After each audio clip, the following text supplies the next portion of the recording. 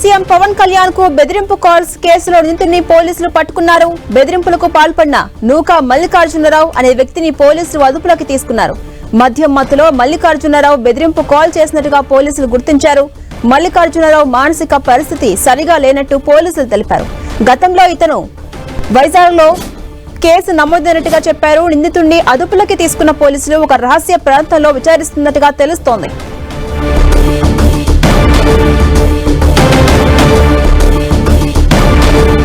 AP deputy CM Pawan Kalyan కు ఇటీవల బెదిరింపు కాల్స్ వచ్చిన సంగతి తెలిసిందే. ఈ కేసులో నిందితుడిని పోలీసులు ఎట్టకేలకు పట్టుకున్నారు. బెదిరింపుకు పాల్పడినటువంటి నూకా మల్లికార్జునరావు అనే వ్యక్తిని పోలీసులు అదుపులోకి తీసుకున్నారు. మద్యం మత్తులో మల్లికార్జునరావు అనే వ్యక్తి బెదిరింపు కాల్ చేసినట్టుగా పోలీసులు గుర్తించారు. మల్లికార్జునరావు మానసిక పరిస్థితి కూడా సరిగా లేనట్టు పోలీసులు గుర్తించారు.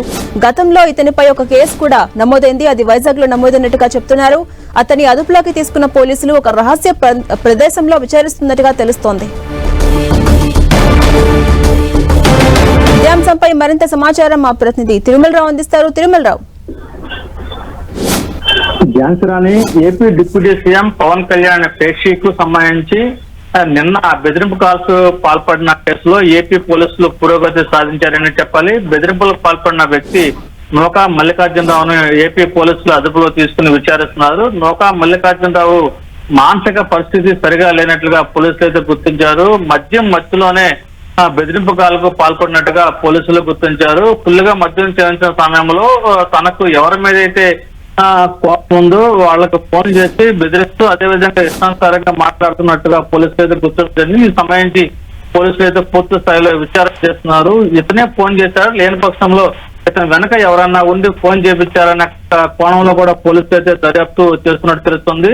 అయితే గతంలో వైజాగ్ లో కూడా నూకా మల్లికార్జునరావు ఇలాంటి ఘటనలకు పాల్పడినప్పుడు గతంలో వైజాగ్ పోలీసులు కూడా అతని మీద కేసు నమోదు చేశారు. 354 సెక్షన్ కింద కేసు నమోదు చేసినట్టు తెలుస్తుంది. ఏదైనప్పటికీ నూకా మల్లికార్జునరావు సంబంధించి తన బ్యాగ్ ఎవరు ఉన్నారో, లేని పక్షంలో మద్యం మత్తులోనే ఈ కార్యక్రమం చేశారనేది కూడా పోలీసులు పూర్తి స్థాయిలో రాష్ట్ర ప్రాంతంలో విచారిస్తున్నట్టు తెలుస్తుంది. ఝాన్సీ.